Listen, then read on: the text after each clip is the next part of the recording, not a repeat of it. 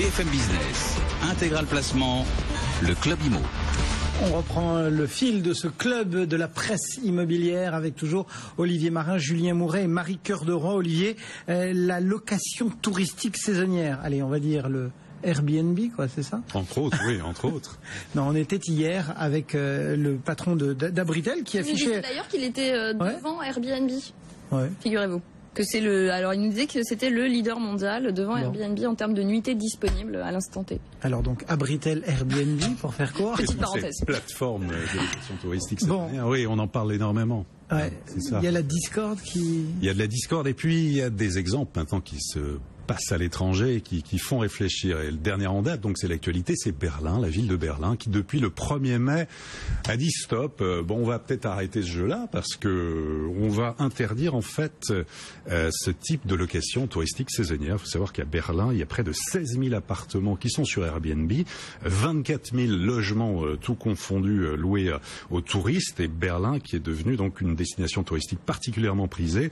Et la responsable du développement urbain de la ville a déclaré qu'en fait, évidemment, tous ces appartements étaient détournés des Berlinois, qu'il fallait arrêter. Donc, depuis le 1er mai, interdiction de louer son appartement entier.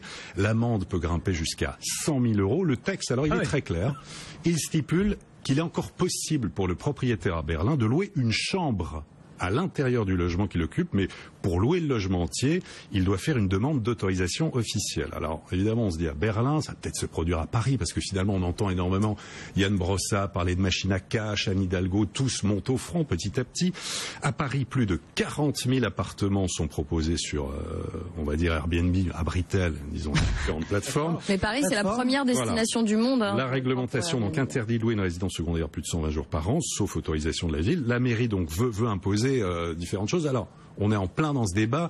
Hier, en fait, je recevais au Club Immo dans les studios télé du Figaro Emmanuelle Cosse, la ministre du Logement, pour notamment évoquer cet aspect-là. Alors, elle aussi, elle est très remontée. Elle dit que, d'abord, c'est pas qu'à Paris. Sous-entendu, c'est pas l'encadrement, il y aurait pas d'effet encadrement des loyers. C'est pas qu'à Paris. Elle dit que c'est tout le pourtour méditerranéen également où les villes n'en peuvent plus. Mais parce qu'on est tous comme ça quand on veut voyager. N'en peuvent plus, qu'il faut absolument réguler, mettre des règles très strictes. Elle dit qu'il faut absolument prouver qu'on a le droit de louer. Elle préconise ce qui a été voté au Sénat. Il faut avoir la preuve que les personnes ont le droit de louer. Il faut savoir qu'un amendement adopté par les sénateurs autorise maintenant les communes de plus de 200 000 habitants à rendre obligatoire l'enregistrement des locations ponctuelles via un site internet dédié, dont Airbnb.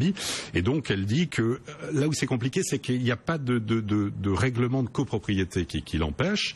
Elle veut, alors elle cite évidemment tous les exemples à Paris d'immeubles entiers qui sont pris de passage avec ce balai des valises de Péruviens, de Brésiliens, où il n'y a même plus d'habitants, enfin voilà, que ça n'arrête pas. Donc elle condamne. Oui, c'est ça. Et puis elle dit, n'oubliez pas ce que c'était au départ. C'est vrai, le rappel Airbnb, il n'y avait pas d'échange financier, c'était prenez ce canapé, au moins venez le week-end, et maintenant ça a pris des dimensions complètement folles. Donc elle dit, lorsqu'on récupère des revenus pour son bien locatif, ça doit passer par des déclarations aux impôts et une taxe de séjour, exactement comme pour les personnes qui développent des gîtes touristiques. Aujourd'hui, on est dans un marché totalement dérégulé.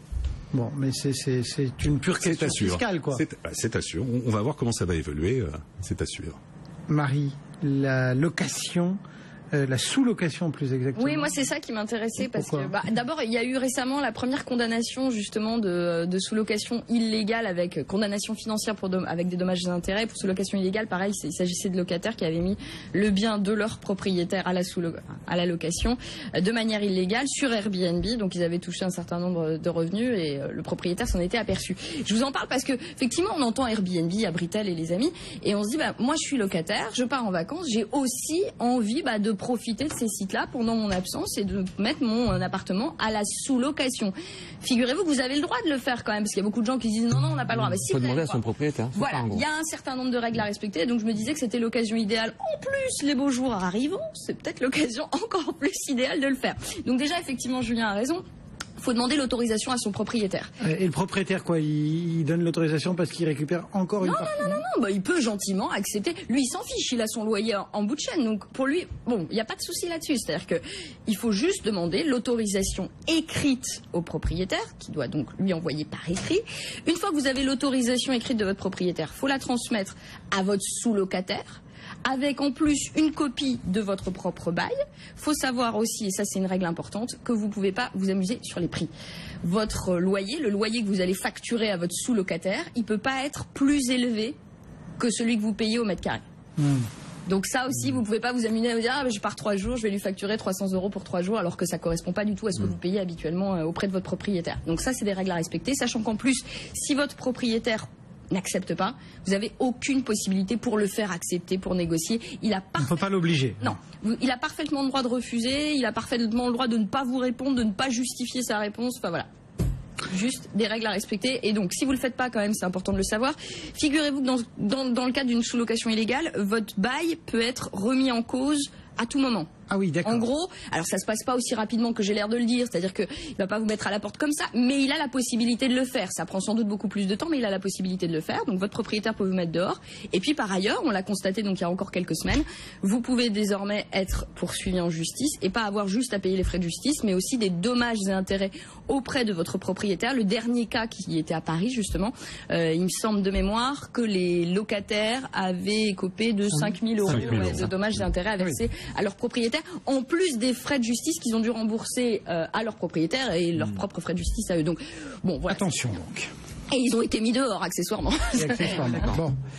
Les États-Unis, Julien, il y a quelques jours, Marie voulait nous emmener à habiter une ville fabuleuse, écologiquement responsable. 100% électrique. Ah oui, 100% électrique. Vous avez envie d'aller habiter chez Disney ? J'aimerais bien, Mickey effectivement, Mickey et compagnie, ça me manque un peu. J'ai envie de retourner un peu en enfance. Alors Walt Disney a fait un truc incroyable. Il a lancé un programme immobilier, donc pas loin d'Orlando, pas loin de son plus grand parc Disney dans le monde. Et donc c'est baptisé Golden Oak. Et donc c'est un vaste complexe de maisons haut de gamme, flambant neuves, proposées à la vente pour moins de 2 millions d'euros. On voit les photos quand même. Si vous nous regardez à la télévision, on voit les photos. Alors c'est pas si ambiance Disney que ça, c'est-à-dire qu'on aurait pu le redouter. Il n'y a pas Mickey. Mais si, alors si quand même, parce qu'il y avait une photo d'un salon magnifique avec juste une petite mini posée là, comme ça, nonchalamment. Mais ce sont des belles surfaces. Bon, c'est du luxe, c'est des surfaces comprises entre 350 et 1100 mètres carrés. Ah oui. La plupart de ces maisons comprennent 4 chambres, autant de salles de bain, parce qu'ils adorent ça, les Américains. Et on peut également aussi choisir parmi une multitude de styles d'architecture différents. Et donc ça, c'est vraiment sympa. Et alors même on peut se faire le château de Cendrillon. Ouais, exactement. Et même si c'est réservé aux plus aisés, des fans de Disney, ce programme immobilier rencontre un franc succès. Voilà, 2 des 4 quartiers proposés sont déjà en rupture de stock. Et ça coûte combien, vous l'avez dit ça ou pas? Oui, moins de 2 millions d'euros. Ah bon, ça va. 2 millions de dollars. D'habitude, l'immobilier de luxe, c'est Olivier. Ouais, mais je pense qu'il a pas mal de trucs à nous dire. Alors, vous avez des oreilles de Mickey aussi? Oui, alors là, nous allons aller du côté de la Côte d'Azur, à Cannes, Californie. On est à 1 kilomètre de la Croisette, avec une villa extraordinaire, mise sur le marché de l'hyperluxe. Là, on est dans l'actualité. Et c'est une propriété qui a appartenu à une célébrité. En fait, c'est Estée Lauder, icône des cosmétiques. Notamment, l'histoire raconte qu'elle a conçu même certains parfums dans cette villa, cette maison de vacances. C'est une villa de 450 mètres carrés. On voit les photos, 10 pièces. 6 chambres, 6 salles de bain, un jardin, une terrasse d'environ 100 mètres carrés avec piscine, cuisine d'été.